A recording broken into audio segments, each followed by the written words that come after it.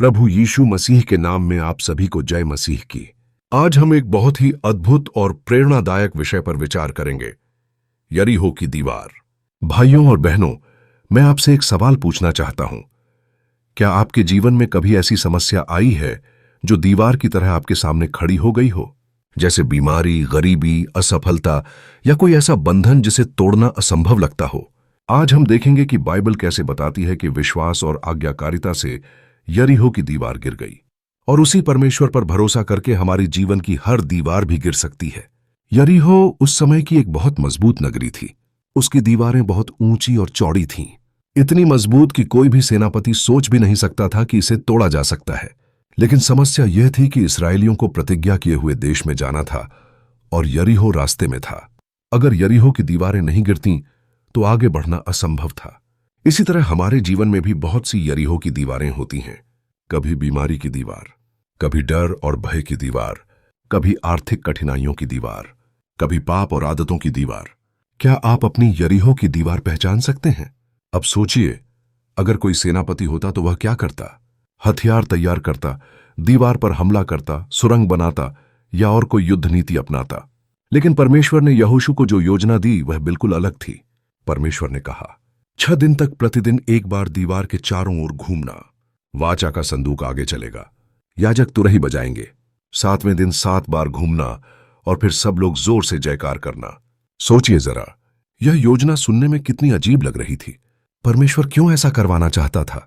क्योंकि वह चाहता था कि इस्राएली समझें, यह युद्ध मनुष्य की ताकत से नहीं बल्कि परमेश्वर की शक्ति से जीता जाएगा।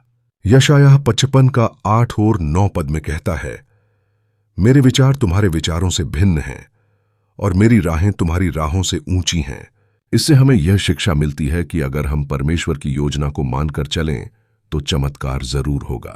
इब्रानियों 11 का 30 में कहता है, विश्वास से यरीहो की दीवारें गिर पड़ीं जब लोगों ने 7 दिन तक उसके चारों ओर घूमकर उसको घेर लिया।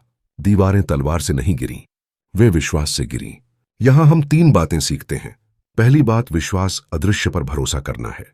इजरायली दीवार गिरते हुए नहीं देख पा रहे थे, फिर भी वे घूमते रहे। दूसरी बात, विश्वास धैर्य से जुड़ा है। अगर वे 6ठे दिन ही रुक जाते तो दीवार नहीं गिरती।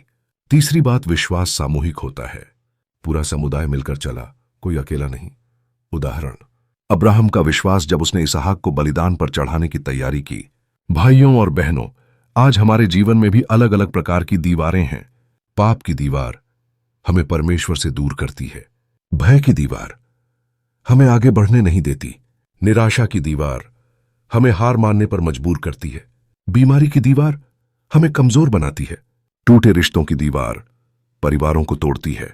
लेकिन खुशखबरी यह है कि जैसे यरीहो की दीवार गिरी, वैसे ही हमारी हर दीवार भी गिरेगी।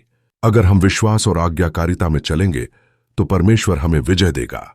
दाऊद का विश्वास जब उसने गोलियात का सामना किया, और आज हमारे जीवन में भी अगर हम विश्वास से डटे रहें तो परमेश्वर असंभव को संभव करता है।